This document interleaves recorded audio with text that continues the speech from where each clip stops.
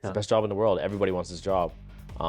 And because of technology being so accessible now, it's very easy to become a DJ, you know? I did the local DJ thing for a long time. You know what? I need to start producing my own music and not just do this DJ thing, you know? When you're just starting out, just making something that sounds decent sounds very good to you at the time. Because when I get better, then the label gets better, you know?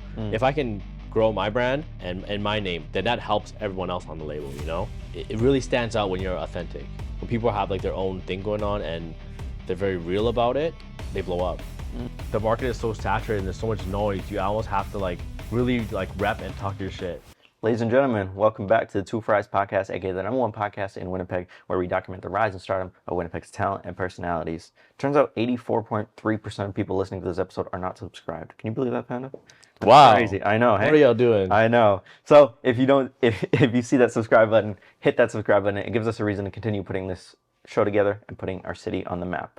Speaking of our city, speaking of putting our city on the map, we have a guest who's been on the show before, but we only had him for a brief time. We interviewed him back at Summer of Sound at 2022. The link is up at the top.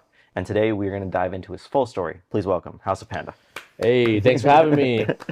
Welcome back, Panda. Hey, thank you, man. Or Steven, as I just found out a couple minutes ago. Yeah, you call me Steven too. That's cool. What is your actual name? Like, what's your real name, birth name? Steven Yo. Steven Yo. Yeah. And Vietnamese last name. And your stage name, or was that the right thing? Yeah, stage name. Performer name. Yeah. That has changed over the years, correct? Like when you first started DJing to now producing and over the time. My local changed. when I was just doing the local DJ thing. Yeah, it was DJ Panda Funk. DJ Panda Funk. Yeah, and then, that's like 12 years ago. Okay. Yeah. Yeah. You might find those mixtapes somewhere. They're somewhere for sure. Yeah. Is DJ Panda Funk and House of Panda the same person?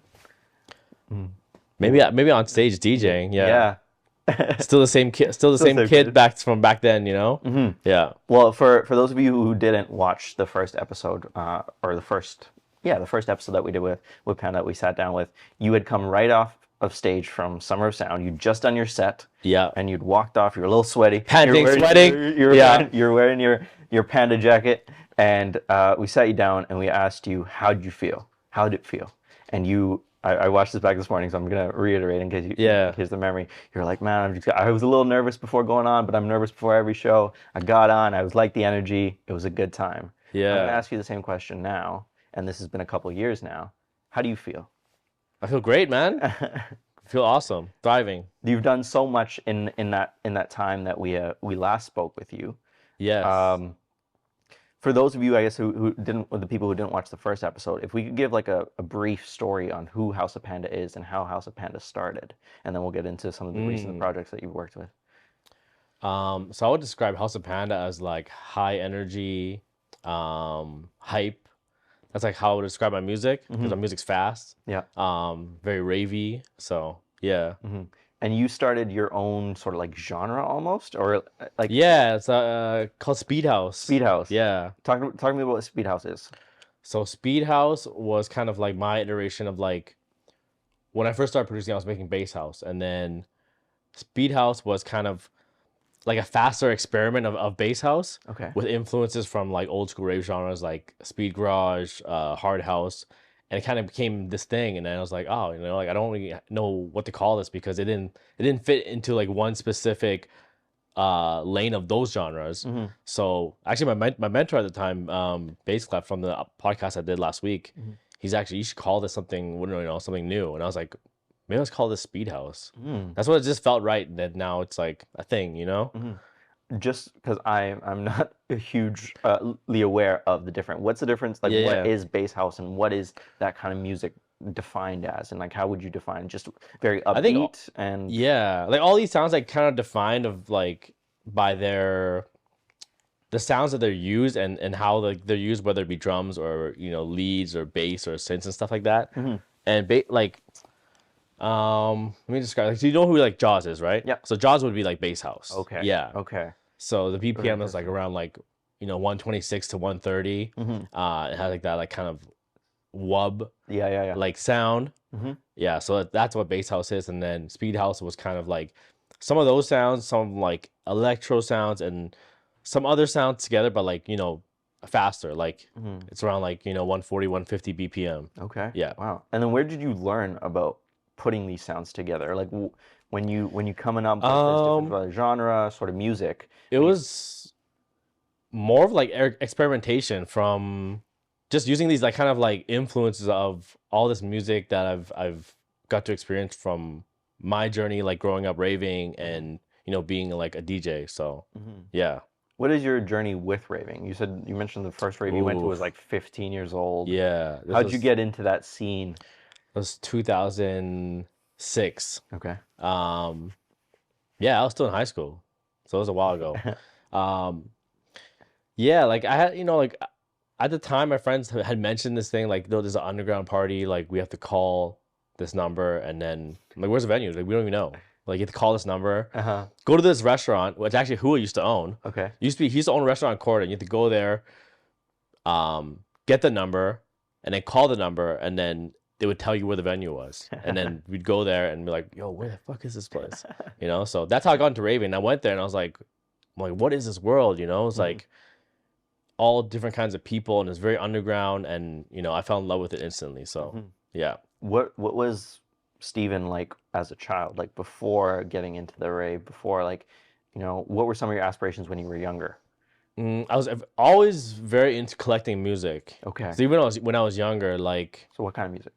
Anything. Anything. Yeah. And I grew up like listening to like, almost anything, like, when I was a kid, like if I heard a song on the radio I liked, I would take a tape, and record it. That was the only way you could get it, right? This is like talking about the 90s. Put a tape and then you record like, right when the song's playing the radio, and records to your tape, your cassette tape. Yeah. And then moved on to like, getting CDs, and I told my parents, oh, can you buy me this CD? And I would have everything from like, Dr. Dre Chronic to Limp Bizkit, I liked everything. Damn. But mainly hip hop too. Mainly hip hop until I was in high school. And that's when I started listening to more like electronic and dance music. And then you fell in love with the scene. Yeah, then I fell in love with the scene, yeah. And so there's the one thing to go to the raves, and there's the second thing to start either DJing or even producing your music. I guess producing came much after, but what was the conscious decision of going into DJing? Because I was like collecting so much music. I was always like, like into like just downloading music and collecting music, and like having like they call it crate digging, right? Like searching for new music. Yeah. And I had a good friend here, which do you know Skeen? No, I'm not aware. So he used to go by the name DJ Hollywood Hype. Okay, sure. And I used to bug him a lot because I would just go to his gigs and be like, like behind the DJ decks, and I'm like, yo, you should play this song next. Oh, can you play this song next? Yeah. And I'm like, because I would hear it in my head, and I'm like, oh, this would work perfectly after the song. And I was like, damn, like, why don't I just try DJing? So then I asked him, like, can you help me find a setup? And then I bought my first setup, and then it was that, So. And this was during high school, right? Like closer to the No, end this of was high already in college. This is like okay. 2011. Yeah. Okay. Yeah. What were you doing in college? I was in college for finance. Okay. Yeah. I still graduated, but I didn't pursue that path really. No. Why? Can I ask you why? I think by the end of like my college year, that's when I first like started DJing already. And that's when I fell in love with that. And I was like, when I was graduating, I'm like, I can't wait to graduate because I'm gonna take like DJing full on, But did you enjoy the world of finance at all? No. Like, no. I honestly, I only went to school for my parents. Of course. Yeah. Same. Exactly, right? So I can relate. like and then like I had a classmate that was a DJ, and I would ask him all these questions, and I was so into it. And then I think it was like 6 months before I graduated, I started practicing, and I was like, yo, this is what I want to do, Yeah. I think it fits your persona way more. I honestly, Yeah, I've only like, seen you yeah, this way, I don't that I think- don't even know what you would look like in the world of finance. I don't think you'd see me work in a bank, That would be so. You could do both. I mean, if you I really still graduated, man. Yeah. I did. No, I that's did. I did respect. okay, I think. I That's didn't respect. do horrible, but But your passion was somewhere else. Yeah, my mind, like even in class, my mind was always about like, how can I get better at DJing? Like, where can I get more music, stuff like that. So during that time, how much time were you spending like in classes versus actual DJing and then events and stuff like that? I was still going to classes and making sure I could still pass. Yeah. But yeah, like outside of school, I would always be looking for new music or practicing. So yeah. Do you remember your first gig? Yeah. did? It was at, do you remember Republic nightclub? Yeah. So my first gig was in the side room there. Okay. And then all my friends came. How did you get that gig? So my friend Jack was one of the owners. Well, Steven and Jack were the owners there. And obviously he had known that I just started picking up DJing, and then I was like, "Yo, give me a chance at this club," because it was the most popping club in Winnipeg at the time, right? Yeah. And he's like, "Okay, make me a mixtape, and let's see how you do." So I'd recorded like a live mix, put it in a CD, and gave it to him, and he's like, it's kind of not there yet. You probably need to practice a little more." And how long were you into doing this before you like pitched it to him, or like how long? That was only like 2 months in. 2 months in. Okay. So I kept going and going, and then I think I made like 3 mixes total for him. By the third one, he's like, "Okay, this is good to go. Yeah, you could give you a slot." Wow. Yeah. What was the? And he's like he's my brother. He's like one of my closest friends, and he didn't give me an easy pass. He's like, "No, like you're not gonna come in the club and play like a a very amateur set." Did it hurt? Did it hurt when he said no the first couple times? No, it was good because it motivated me, because I know myself. I can listen back to it, and I'm like, it's not, solid. So yeah. But you need that though, Yeah. I don't want the easy way and be like, okay, well, I go up there and then I play like a very mid set, and then everyone's like, what's going on here? Yeah, who's this guy? Yeah, this is like it's not making sense. So. And then after, how'd the first set go? Like, were you nervous to go on stage? Yeah. Your friends are coming out, obviously. Like they're like nervous, excited. All your friends are here. You're like, And then it was awesome. And did that get your? What's something you learned from the first show that you did that you were like, okay, this is so far back. Well, we gotta take the entire journey, but we gotta take the entire trying to journey. Remember now. Damn. I don't know, like it was just like very exciting, and when I got off, I think I posted everywhere, like on Twitter and Facebook, like just crushed my first set, blah blah blah, and I was just amped, and then I ended up getting a residency in that side room. Okay. So every Saturday I was in that side room doing like 4-hour sets. Do you remember the feeling when you got that residency? When you got that? Yeah, and I was like, seriously? I'm like, yo, like let me do it, because I'm like, oh, what if like this is a doorway for me to get into the main room residency, And then, did I have a main room residency there? I think I had like a monthly on the Friday, like as a guest with Hollywood Hype. Sure. Yeah, but my memory is like not that clear. Yeah, no, it's okay. I was also partying a lot too, because I was very young back then. So the reason I want to take you back a trip down memory lane is because I think it will show where you are now and the reasons and all the journey that you've taken to get there, right? And especially after DJing, after getting your residency, after doing so many shows, you took the conscious decision of going into producing. Yeah, because I did it for a long time. I did the local DJ thing for a long time. And it wasn't until 2017 where I was like, you know what? I need to start producing my own music and not just do this DJ thing, Why?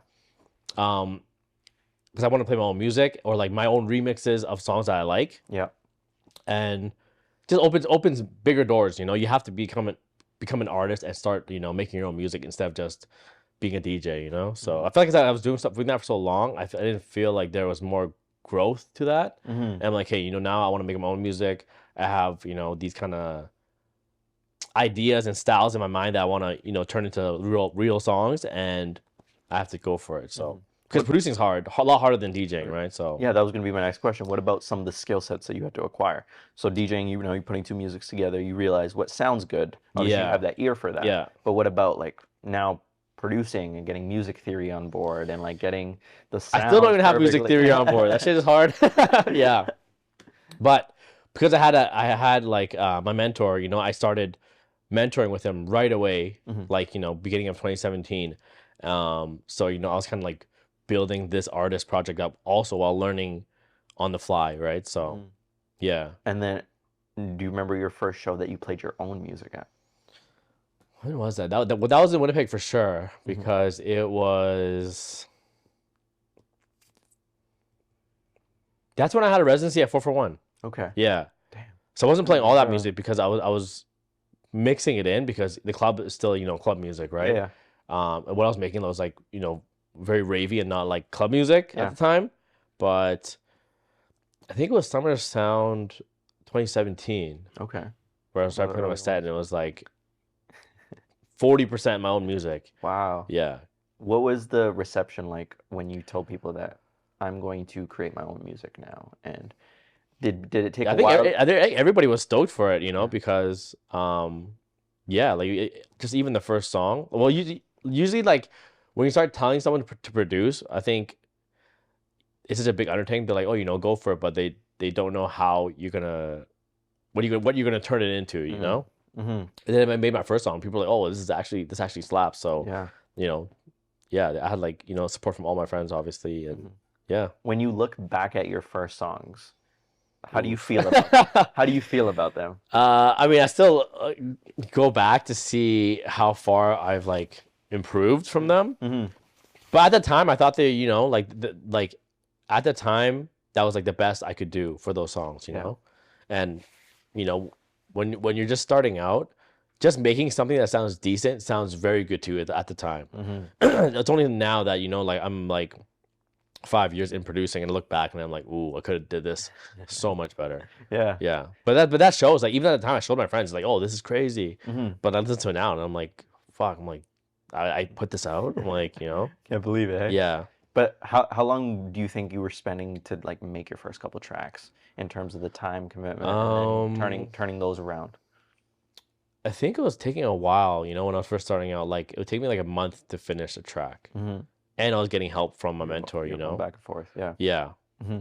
Well, even now, like, it depends, like, really on the idea. Sometimes ideas can flow and I can finish it in a day. Mm-hmm. Sometimes it does take a month, you know. I have to come back to it. I feel like I'm stuck and I don't feel like this is going where I want to go. So I'll just take a break from it and, like, you know, leave it on there for a bit and come back to it. Mm-hmm. So what about developing your own sound?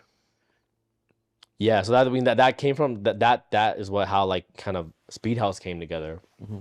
So at the time, when I first started out making music, I was making bass house. I didn't have a plan to make anything fast. Yeah. And I was making bass house, and then I started experimenting with like faster tempos. Okay. Because I had heard this song from DJ Snake and Moxie, and it was just a little bit faster than what I was making, and then I was like, what if I push this even faster, but with these sounds, right? Mm-hmm. And I made this project and I gave it to my mentor. I'm like, yo, what do you think about this? He's like, oh, this is really cool. It's kind of like speed garage and a hard house electro mix. Yeah. And I was like, yeah, I think I want to keep experimenting with this. Mm-hmm. So we were doing weekly sessions. Like every week I was meeting with him on Zoom. And then I was giving him like a new idea or like, you know, work in progress that I was making. Mm-hmm. And he was like, yo, like you're making these way faster than your 128 like projects, you should run with this. And I was like, really? I'm like, fuck it, let's do it. Yeah. Yeah. And never looked back since. Yeah.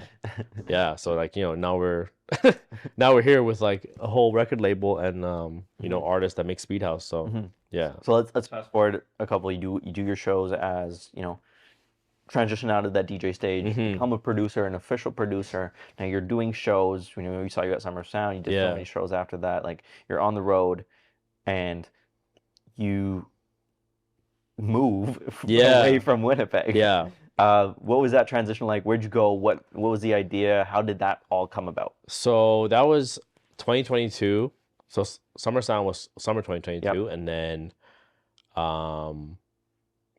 October I moved to Bali. Mm-hmm. So I did my first hosted like event here. It was called Speed World. That's the first Speed World for like our label night. Okay. So I did that at the end of September, and then October I moved to Bali. I moved to Asia because I did a tour that same summer, and I discovered I have a lot of fans for Speed House in Asia.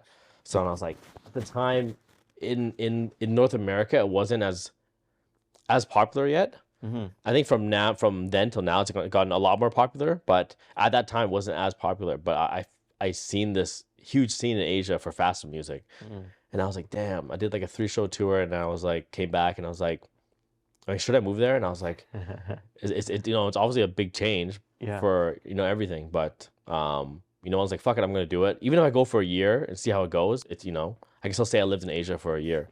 So, yeah, October I moved, went to Bali. I did Bali for 6 months. I had a residency there. And then now I live in Bangkok, Thailand. Yeah. Damn, just travel the world. What was it like living in Bali? Bali's nice, man. I mean, it's like, you know, it's a destination that people love. it's always hot, except for when it's rainy season. When it's rainy season, it's raining every day. But other than that, it's a beautiful island, right? So And you get to perform. How are the fans? What are they like? Or the people who are listening to this music and reacting to the music? I mean, what are it's a party place as well. So like clubs are open every day of the week. And there's always party people, like tourists coming in. So it's very fun. Yeah. Can you talk a little bit about the like the business, I guess, almost of how these residencies work? So do you go to a club and say, hey, listen, I want to perform here, or do they come to you? And then what do those kind of like deals or process look like? It could work both ways. Like you could go to a club and give them like your press kit or whatever and be like, hey, I'm from here. I'm looking if you have openings for residents. Or they reach out to you. So it works like both ways. Yeah. Yeah. And so the whole idea is that you're performing at a set time for the club at a certain day. Yeah. Yeah. Yeah. And you're creating new mixes for your rotations that you're running? It all depends on the night. Like weekends are busier, so I can go a little harder. But I was playing some weekday nights too. So if it was a weekday night, it wasn't as busy. I would just kind of play to the crowd. Yeah. And then what was learning the world of? I guess you already had the skills, but putting it into music and seeing the reception of like you've done Winnipeg, you've done the shows in Winnipeg, but now going overseas and seeing people react to it. What do you see in their eyes? What do you see when they're jumping? What do you see? Yeah, I mean, obviously it's an amazing feeling, I'm like, oh damn, I didn't even know I had fans here, So, but yeah, I mean, it's good to like see that I actually had this following from the other side of the world too, Do you have any stories that stick out? Like maybe one of your first nights overseas or something that crazy that happened. You're like, oh, this is insane. Because I assume the world of a producer and a DJ is when I first played wild Myanmar, that was crazy because like Myanmar is a country that's not even that well known. I would say for like maybe people in the West. Like, do you know where Myanmar is? No idea. Yeah, so Myanmar is used to be called Burma, and they're beside Thailand. Okay. To the left of it on the map, and then and I went there to play a show, and they had the best scene out of all the places I played in Asia. And I was like, what? And then I went there, and then I played a 90-minute set, and then the promoter's like, you don't have to play anything below 150 BPM. And I was like, really? I was like, okay. And then that was like the hardest set I've played up to that date, because I play like some 128 stuff, which is like bass house, electro, and then I go into my fast stuff. But it's like, no, you have 90 minutes, you can just go all fast. And I was like, damn, okay, cool. And I went there and I was like, I didn't even realize how many fans I had in Myanmar. And that seems to be like my biggest fan base now in Asia is Myanmar. Wow. Because they just love harder, faster music. Yeah. Do the promoters have like restrictions on like how much music can you play and at what BPMs? No. So why were they saying like you could just play for the entire or that would... I think because they know people want faster music, and then maybe they won't feel like the slower stuff as much. That's why. Yeah. I guess, but again, 128 is still pretty high. Yeah, that's like normal house music or like bass house. So yeah. I guess when you're comparing it to no, everybody there was like in the club like going hard. Boom, boom, so. Boom. What do you feel like on stage, like adrenaline wise? Do you still get nervous before those shows? Like, when did it become like routine for you, or did it ever become routine for you? I think it depends on the show. Like if it's a bigger show, like a festival, I still get a little bit nervous. Because a festival, you feel a little bit disconnected from the crowd. You're like a little farther away. Okay. In a club, it's more intimate. So you don't feel that. I don't feel that nervousness as much. But it's always a festival because like there's a changeover and there's like no music, and you have to do your switch over, and there's an intro. So it's a little bit nervous. Like you get a little bit nervous, but yeah, not so much anymore. Are you switching tracks like on the fly, or do you have stuff that's like, okay, like I know I'm gonna play this, and I know it's gonna transition into this, and usually I have like a playlist of these are my like 60, 70 tracks for a night. I won't go through them all, but like these are like what I've chosen for the night. So like they're all in this playlist. But yeah, usually it's on the fly. Like sometimes I'll have an idea to do a switch up of something that I totally didn't think of earlier, and as long as it's in that playlist, it helps, right? So how do you come up with that on the spot? Like it's just like I don't know. It's just like a a feeling or like an intuition. It's like I'm like mixing this song and I'm like, oh shit, this would sound good. So I have to find that. But as long as it's like organized in the playlist, it makes everything easy, right? So Is there moments like has there been moments when you're like panicking to find like the next song, or like, oh, this one's gonna come up? yeah, or... when it's not organized. So I always make sure before my set is stay organized. Do you have a story when it wasn't organized that rings a bell? I think this is when I was like, whenever I have like a residency, because things are a little bit more open, because like you're playing to the club and you know, like you have to be able to change the vibe and not just play your set, because if you're just playing your set, then you can't adjust to the crowd, right? The club set is very different. Yeah, and there was like one song I couldn't find, and then I don't know, it's just like I don't like being in that panic mode where I'm like searching, because it doesn't look good either when you're just DJ looking at your screen. You're like scrolling, right? So yeah. So what do you do in that situation? You just go for the next best song and you know, keep going with it, right? Because you don't want to be stuck in that mode while this other song's playing and like searching. So. Yeah.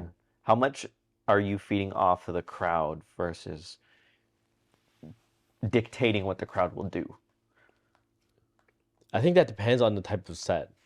I think I did this more when I had like a residency and you're playing to the crowd in a club. Then you have to like kind of feed off the crowd, but also like trying to, you know, direct them as well. But you know, if you're doing too much of one thing and the crowd is not really reacting to what you're doing, then you know you need to switch it up. So cool. When you're in Bali and you're living your life, what does your daily schedule look like? When I was in Bali, had a very healthy. Oh, I still have a very healthy lifestyle, but like yeah, I'd wake up, get a smoothie, maybe go ride on my bike, go to the beach. Yeah, go to the beach almost every day. Go for like a 20-minute walk on the beach barefoot, and then come back, go work on some music, have lunch, go to the gym in the afternoon, and then have dinner, and then go back home and work on music more. Wow. Yeah. Dream life, hey? Yeah, man. When you were when you were doing your finance days, did you think this was the life you were going to be living one day? No. I mean, and what do you tell yourself, what do you tell yourself now when you're walking barefoot on the beach of Bali? You're like, man, I did this, or yeah, I mean, like, that goes through your, like, did you have a reflection moment ever when you were overseas there, even Thailand, wherever, that you were like, wow, like I'm here, like this is me? Yeah, all the time, man. I feel like very grateful to just kind of, you know, be where I'm at and have like experience that I've gotten already. So it's kind of like I have to stop and be like, wow, like, you know, like I can be very grateful for this moment and, you know, still work hard to figure out what's next. Yeah. Why do you keep like working? Like you're living a life, man. Like what there's always, I mean, there's always more to do, you know. I feel like there's always another mountain you want to climb, right? But now that I'm here and I'm like, you know, now how can I grow myself, my brand, and grow the label even more, right? Yeah. Let's talk about the label. So when did it start? What was the idea about consciously becoming a record label, right? We talked about start a DJ. Now it's producing. Now producing, you're taking it a step a notch, one more to be a label. Yeah. So the label we started late 2020. So September 2020 is when we started the label. Because at the time we had gotten a lot. Like I had gotten a lot of just demos from people for like speed outs, and I'm like, I don't have a label, dude. Like, so what does that mean when they send you a demo? Like, what do they want you to do with that demo? Like usually they send it for a promo. They want me to play it, or like, you know, they're asking me like, where can I sign this song? Oh, okay.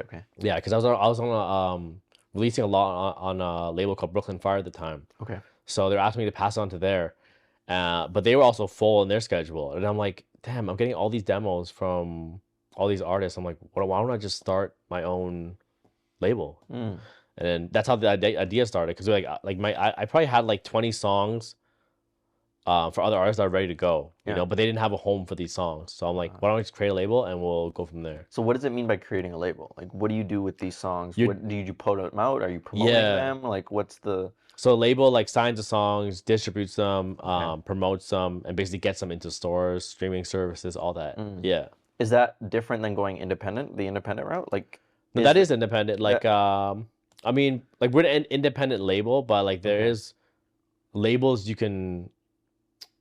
How to describe this? Like there's big labels that are like considered like the giants, you know, and that's not like an independent label. Got you. Yeah, but we're an independent label with no like kind of like big financial backing. We just, you know, I just started this myself and then, you know, grow from there. And then or you can release music independently as an artist without a label. Okay. So you can independently release it. Yeah. Yeah. Okay. Yeah. And so the reason I ask is the music I listen to, like probably hip hop, and I'm thinking of like Universal or like those kind of like big labels where we've had some people on the show in the music industry where they talk about like, oh, there's 50-50 splits and 360 deals and stuff like that. Is that something that the independent label is also doing, or is that different? I don't know of any independent labels that do the 360 agreements. It's more of like a major thing. Okay. But yeah, like we have like splits with the artist 50-50 as well, and yeah. And so the artist will come to you for like the exposure, for the promotion, to get their song recognized. Yeah. And then you guys put it out. Yeah. Right? Yeah. Okay. We mentioned in our last interview that you're a one-man show. You're running everything. Yeah. How has that changed? What's the life like now? So now I have like my friends helping me, like Faja from here as well. So he helps me with getting some stuff done for a label, like social media and whatnot. And we actually just rebranded the label to Speed World. Yes, this week, right? Yeah, okay. This week. So because we're coming up on like 200 releases, I felt like it was time for the label to kind of like expand and do more.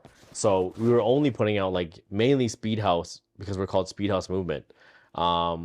But we were also getting demos from like other genres like drum and bass, hard techno and stuff like that. Okay. But I was kind of like not signing them because I was like, it didn't really fit because the name was almost pigeonholing the label to just Speed House, So my label nights, the events were called Speed World. Okay. So like, why don't I just rebrand and start the label as that?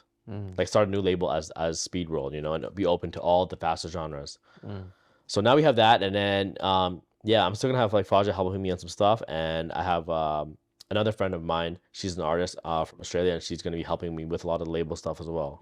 Yeah. What does the day-to-day look like for running the label? What are you doing on a daily basis? So, checking the demo email, signing songs that you think is gonna be good, and then putting them through the distributor, putting them into the stores, and getting all the information and metadata set up, and then getting artwork done, getting promo out. So make sure you're promoting that song and sending them to DJs, and then the social media stuff. And yeah, that's mainly it. That's kind of almost a full circle moment where when you pitched your first mix to Hua, and then he was like, this one's not it. You're in that position where people are sending you demos, and you are deciding whether this is enough. What do you look for when you see that? Exactly. And do you see that hunger in up and coming artists where like, yo, I want a shot, just give me a shot. Yeah, will for you sure. give them the shot is the question. Yeah, for sure. Yeah. It is a full circle moment. Even though it's like, this is music and that was more of like a mix, but yeah, it's the same, like I have to be very picky of like what I sign. So. What are you looking for? Just quality stuff and something that's like the stuff that's unique, that's it has quality to it, and if I can feel like I can play to my sets, or if I can dance to it, then it's good to go. Yeah. Have you had conversations with artists where it's not like there yet, and all the time? What sort of mentoring are you providing them? Just basically giving feedback on their demos. Like if I feel like it has potential, but it's not there yet, then I'll give them a feedback. Like maybe you can try this or change that. But if I feel like there's a lot of things that need to be fixed, I just like say like like this is just not ready for release yet, so we'll have to pass on this. And how many demos do you have like coming through your door? Let's say in a month, probably like 20. Okay. Yeah. And then out of them, how many approximately are you, like if all 20 are bangers, are you releasing all 20? Yeah, if they're all bangers, yeah. Yeah, okay. That's why sometimes we have a scheduling conflict, because we only try to do like one release a week. Okay. So if there's a lot, we have to kind of like figure things out.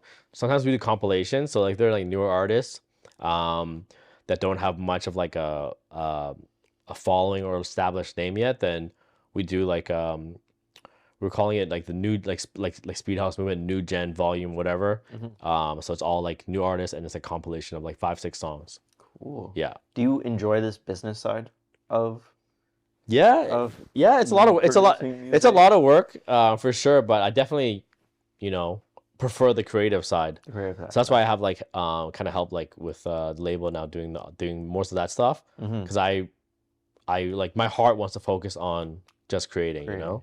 Yeah. You don't want to be caught up in like the deals, the contracts. Yeah, like... I don't think I think you know like most artists don't want to do that, you know. That's why they have managers and stuff doing that, but like you have to, you know, until you have the right team to take care of that kind of part stuff. Part of the game. Yeah. Right? Part of the game. Where do you see this label going and the future of it? Do you want to be one of those bigger labels that takes, or do you enjoy? Yeah, for sure. Because I want to do you know, bigger things with the label. I want to sign maybe some of my idols or bigger names, you know, like to work with them on the label, and then you know, do bigger speed world events, and maybe like my end goal for like speed world is to become its own like festival. Yeah. Where? Anywhere. Anywhere. You do here. Yeah, you do it here maybe. We'll see. Around, you know? Yeah. Summer I could do a speed world stage. Okay. Yeah. And you want to have multiple artists under your belt, and you mentioned some of your idols. Who are those idols? And right now, Skrillex for sure. I think Joyride was one of my big influences when I first started making music. He still is. I'm not sure if you know something. Do you know what Space Laces is? It's kind of like, yeah, this is like deep into like the bass music world, but like, yeah, a lot of bass music artists I really like right now. So it's just if I can get to a point where, you know, I can sign music from people that have like an established name and have them on my label, that'd be dope. Yeah. But you've had them recognize your stuff before. Like you mentioned when you first started. Couple of your first producing like Tiesto and some of the other people have recognized your stuff. And even like promoted it. Like, what is that feeling like? Yeah, that was crazy. And like when I first signed with Tiesto's label, that was 2000. Is that 2020 or 2019? Yeah. Can you walk me through that process? Like, what happened? How did you find out? What was the feeling like when you? So realized? Did you send it to him? Did he send like? Yeah, that release was supposed to be a remix of the song "The Power" by Snap. Okay. So it was supposed to just be a free remix. So I ended up finishing that in a day really quick, and it's one I did with Tommy Sunshine. So I sent it to him. He ended up passing it over to Tiesto as like a promo, and then Tiesto played it at Tomorrowland both weekends that year. I think that was 2019, and then Tiesto's team's like, "Yo, we want to sign this as an original." So it'd be like our name on the billing, featuring Snap instead of Snap, House of Panda, and Tommy remix. Yeah, so he signed it as original, and then I was like, "Really?" I'm like, "Yo, like I thought this was just gonna be like a free remix. I was gonna put it on SoundCloud." Yeah. And then that became a whole process, and he ended up signing it, and I was like, "Damn, yeah." What do you like? What do you feel when you receive that email or that phone call? Like I was jumping, man. Like I called Jack actually like first, and I'm like, "Yo, Tiesto wants to fucking sign this. Like this is supposed to be a free remix," and he's like, "No way." And I'm like, and Snap is a huge name from the '90s, you know. And I'm like, Snap's name is gonna be on the billing. He's like, "That's crazy." Yeah. What are some other moments like that where you're calling up your boys, calling up your friends, and be like, "Yo, this has just happened"? I think there's been a lot of like every time I went like a big artist supports my music, especially when I was coming up, like when I was just starting producing, because I felt like I was very new still. Yeah. And it was like 2018 EDC. Jaws played my song at EDC, and I was like, holy shit, you know? And I was only 2 years into producing. Yeah. So it was huge for me, and he was like one of my idols at the time too, you know? Do they tell you? Like, how do you find out that it's played? Usually from like live streams or like there's a website called 1001 Tracklist, and it'll tell you. Like now there's an app, like they'll tell you if someone supports your music. But yeah, it was on a live stream, and I was like, "Yo, what the fuck? He just played my song." So were you listening to the live stream, like, or did you just play it back, or do you get like? No, I wasn't watching it live because it was on like it was on like a Friday. I think I was DJing somewhere as well here. Sure. But someone had told me, and they like, "Yo, check the live stream after." So I watched the replay, and I'm like, "Holy shit, he played my track." Damn. Yeah. Just in front of millions. Yeah. Have you ever had an opportunity to meet any other like famous DJs or anything like that through your travels? Yeah, I met Tiesto, I met Jaws too. What are those conversations like? What do you say to them? I met Jaws here actually. In in 2017. I opened for him here. Okay.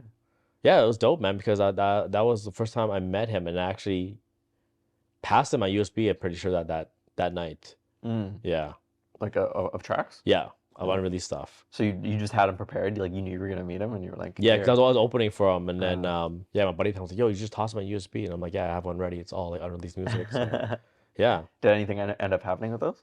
maybe he played that track from that USB because I gave it to him the year before. He played it at EDC. So yeah. Do you ask these guys anything like when you meet these guys? Is there something that you're like curious to know when you meet these people? Some of your It's idols? so hard to think back to like the exact conversation at the time, but I mean, I think the best thing is to just keep it natural, you know, and don't be like Not fanboying. You're not Yeah, fanboying over I think that kind of like scares people off a little bit, you Yeah. know, because they get a lot of that for sure. So What about when people come up to you and they're like fanboy or fangirl, and like how does that make you feel? I mean, it makes me feel great, you know, like, What but do you think like people are trying to play cool? Yo, let's Panda, play cool. maybe, but because I think in my early days I was more like that, and I felt like I couldn't like I don't feel like I get like a genuine connection with the artist out of that because I want if you're trying to build like a friendship with them, like if you're just fanboying, Yeah. then it's a lot harder to like make a good impression on them, See what you're right? saying. Yeah, Yeah. because you get that all the time. But if you're like genuine and you can kind of connect to them on some level, then that's how you kind of turn it into an actual like connection that can turn into a friendship. Yeah, How important is like connections and the network in the it's very scene? important. Yeah, How so?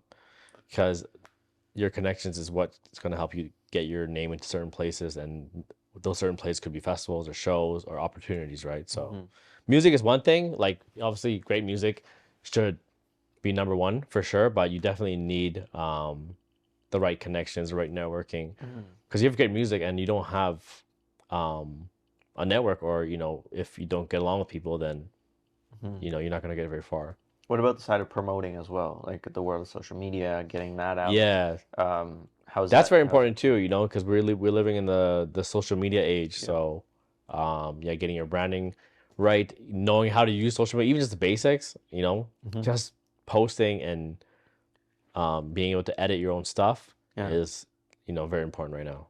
When you see like artists come through and they're working and they're struggling in that grind phase, how would you say for them to like promote let's say they have a mix, let's say they have a song or like a record, and they want to get this out there. Yeah. What would your advice to them be?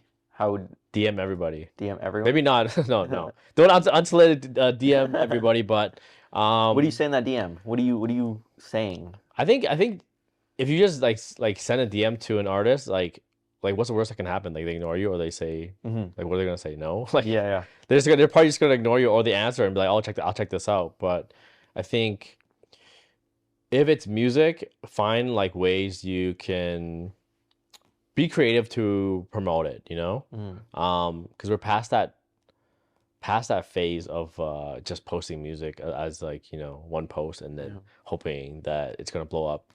What are some of the creative ways that you've seen? What's something you're like, oh damn, like that's a lot of people are doing like the track breakdowns, which is good one way, but I feel like just posting anything really with your song on it even helps too. Like you can post like a photo dump with like your song attached to it. Yeah. And just finding anything really. Like, go over like a certain part of the track. Use that lyric of the track if there's a certain word in it, and find something that's related to that and make some content out of that, So How involved are you in the content for, like, let's say you've got a song coming out, you've got something going on? I have to do everything. You do everything. I have to do everything. So yeah, I have to like, think of my own stuff. Sometimes I'll forget of like what I should be doing because I have to take care of something else. But yeah, it's a juggle. So how do you manage your time? I'm getting better at time management now. I kind of have to like structure my days. Like this is 2 hours for this. This is like 3 hours for just studio creative work, and then this is for label stuff. So because it's very easy to get distracted, especially with like your phone notifications. A thing goes off like, oh, I got an email from this. Oh, this person needs that. So it's very easy to get distracted. So time management is very important. Building that structure, hey, like Structure and time management and being organized is so important. This is something I've only learned to tackle in the last like 2 years. So. Honestly, I can relate heavily as well. It's so much easier. Especially when you get busier and you're like, oh, I do need to really structure my days. So Of course, yeah. And I've come to a realization within the last couple months, honestly. Yeah. Just being like, okay, like if I don't structure my day, I will grind myself to the yeah. death. And it gets frustrating because you're Which is fun. distracted and you're like, oh shit, I forgot about this. I forgot about that. So yeah. Especially when you're juggling so many hats, right? You are not only like you want to spend as much time creatively as you possibly can. Yeah. But sometimes things are taking away from that. You know, you got to I say client, but like, artist management. Yeah. Right? Figuring out social media, all that stuff. You're wearing so many hats. Yeah. Is there any times that... And you get personal life stuff too, right? Lord, yeah. I forgot to have that part too, yeah. Yeah. We have a life outside of this. Yeah. relationships, people, your family, health, your health. Yeah, So, exactly. Was there ever a time throughout maybe these last couple of years where it's gotten a little too much and you're like, oh my God, like I need to take a step back. I need to look back. And I think when I was doing everything myself, that's why I kind of asked like Faja if you could come on board and help me with some things, because I was doing like the demos, the contracting, the getting songs set up, and the social media for the label, and then I had my own stuff to take care of. So I was like, it was getting a little bit too much.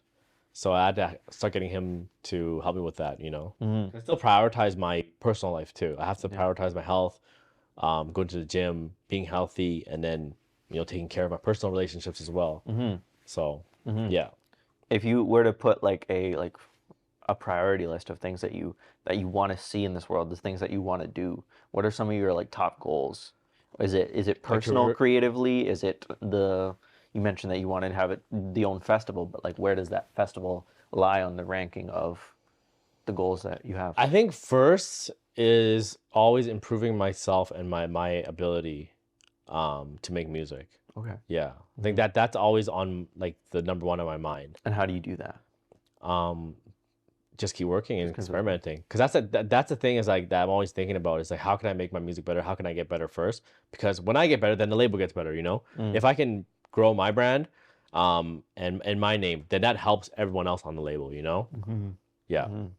Because a lot of these big labels, like say like let's say like Yellow Claw, they have Barong Family, which is a label that I'm on as well. Okay. But them being such a big name is what brings a lot of value to that label, because now you're part of their collective or their label. So are you signed to other labels? Yep. So how does that work in terms of there's no having like your own and then there's no like exclusivity, I think, in the industry that much anymore. So especially in dance music, you can sign to wherever you want. There's no like you have to sign with us and you can't sign anywhere else. I think it's more of like, I don't know that even happens that much maybe in hip hop mostly. Like if you're on Universal or if you're on like Def Jam, you're signed with them for like a 10-year or whatever, right? So yeah. But in dance music, you can sign wherever you want. So we've had a couple like more like hip hop industry people on the show, and they've said that the industry is cutthroat. Yeah, I can see that. Is that the same? Even dance music, I feel like is like that. How so? Because it's very competitive, not competitive, but very saturated. And I guess you could say competitive at the same time. But yeah, I mean, you have to kind of fight for, where you want to be. So you have to stand up for what you believe, right? Like this is my song. I believe this. This is and you got to work your ass off because everybody wants this job. It's the best job in the world. You travel and you play to thousands of people. It's the best job in the world. Everybody wants this job. And because of technology being so accessible now, it's very easy to become a DJ, A lot easier than when I first started. You can buy a controller for very cheap. You can get music anywhere. There's thousands of tutorials on how to DJ online. So it's very easy to start DJing. It's even easier now to start producing than before. So there's tools everywhere. There's AI. There's Can I ask you how AI plays a role? Like, I've been listening to a bunch of these AI tracks of like hip hop Drake and like Ice Yeah, Spice yeah, doing his yeah. thing. Like, does AI play a role into what you do? Like, how? Yeah, How like does that world work?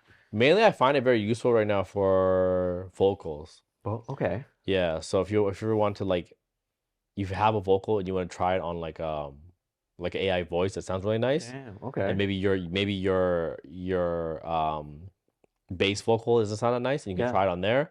You can also do text to speech, Mm. which is really cool. Are you using that like in your Yeah, tracks? yeah. And what do people know? Like, what, like, I don't how? think people know, but I use them as like kind of like little shots in my track that I just Mm. type in, like, if I want this word, and I'll type it in. Yeah. And sometimes it's like a voice of a famous person that people don't recognize, but yeah, That's I so mean, interesting. yeah, at the end of the day, how would you end up knowing? Because like either way, it's kind of computer generated, right? And like you're yeah. still sampling. And it's like processed too, like, like, if I took like a Tupac Yeah. voice, like AI generated voice, and I typed in something, and then he's on my track, but it doesn't really sound like him, but it has that kind of Do you do the character. featuring Tupac? Yeah, like, I don't know. Do I have to do that I eventually? don't. I don't know. I don't know. I'm just Yeah, asking. I'm just asking. It's just crazy because I've been listening to yeah. a lot of these AI tracks, and I'm gonna be honest, they slap. They're getting They better, they man. slap. They're getting better, especially the hip hop ones. I haven't heard a good dance music one yet, Okay. Okay. Yeah. but yeah, that the hip hop ones are getting pretty good. Hmm. But I think if you can really refine it and put in like the right prompts, then after enough tries, you can get something good, Yeah. right? So, And like you have to keep in mind, we're just like the AI world is just getting started. it's Like just we getting are at the started, man. beginning of it. So Yep. like 5 years, 10 years from now, like what is that world gonna look like? Yeah, who knows? And then how do you differentiate yourself? Like that's just gonna be a different game, a different ball it's game. moving very fast. Mhm. Yeah, it's in all industries. Yeah. Do you see any like trends or patterns in house music and things that it's leaning more towards, whether going one way versus not, the higher BPMs, certain sounds, certain vocals, certain instruments? I think every type of genre and style has its own little world that's kind of thriving. Okay. I think the trend I'm seeing the most now is authenticity. That's a big trend, is because, and especially with this world of like promoting yourself on social media, I think it really stands out when you're authentic. This is what I'm seeing a lot on like TikTok, when people have like their own thing going on and they're very real about it, they blow up. Yeah. Just like connecting with that human, Yeah. right? Like not trying to put on a show. Yeah. Not trying to be like, oh, I'm better than you in certain ways. We have our ups and downs. Yeah. Just being very authentic, and like, this is what I do, and I'm doing it out of passion and creativity, Damn. Yeah. Yeah, I would say we see that trend as well, especially in a lot of I think it's a big places theme that we in a go. lot of things, yeah. Because I think social media, is a great tool, but it also has created a lot of like fakeness that you can just copy somebody and be like this, or whatever, right? So there's been so much of that it's almost become, that's what social media is. Yeah. But when you're authentic and you're kind of like raw with what you do, and this is like, I'm doing this out of a passion and not just kind of like copying someone else or doing whatever, it really stands out, right? So yeah. Do you find it kind of funny that like social media did used to be majority like, oh, look at this, look at that, look at the stuff that I have, and like I think maybe it's been oversaturated a little bit, and now people are starting to appreciate the more real aspects of life? Yeah, I think, yeah, when social media first started out, it was more about connecting with people online, anywhere, like with Facebook or Yeah. MySpace, right? And then it went from, just sharing pictures, and then went from sharing really edited pictures. Yeah. And it The went from like filters. this whole thing of like, a picture has to look like this, people overthinking everything they post, right? Yeah. And yeah, I mean, I think it's affected like all industries. And now, like, someone that's like talented can go on like TikTok and like, play something. You could tell that they're talented and being like very real about it. And that will blow up because it's so different from anything else. Even just like DJing, like, if you can show that you're a really passionate and really talented DJ, it really stands out because you don't see a lot of real DJing anymore. Ooh. Yeah. That's a take. Yeah. What's real DJing versus not real DJing?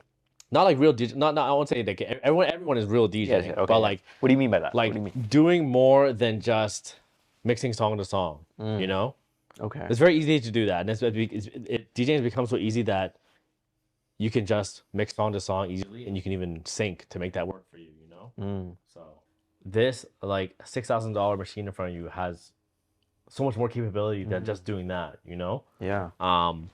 and someone like, do you know what James Hype is? I've heard of his name. Yeah, I'm not James so Hype familiar.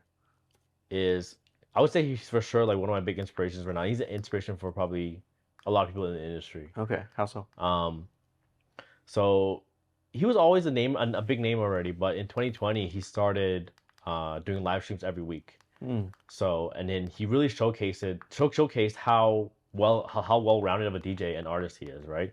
Because he's doing things that no one's really doing with the decks. Like he's like scratching on 4 decks, using loops over other songs, and doing all kinds of crazy shit Yeah. that no one else is really doing. There's people out there that do that, but you know they're not really the people that are making a name for themselves right now in dance music. You know, so I think I see what you're saying. You're saying like it's, yeah, you can put one song next to another one, add a little transition and make it nice, but yeah, understanding what would actually move a crowd, what would actually sound good, and actually making a solid piece of art is the next level. Yeah. Because that really helped like showcase that, you know, this can be done, and this, you know, is what like a talented DJ is, you know. It's more than just going up there and playing song to song and then having, you know, like a marketing team and, you know.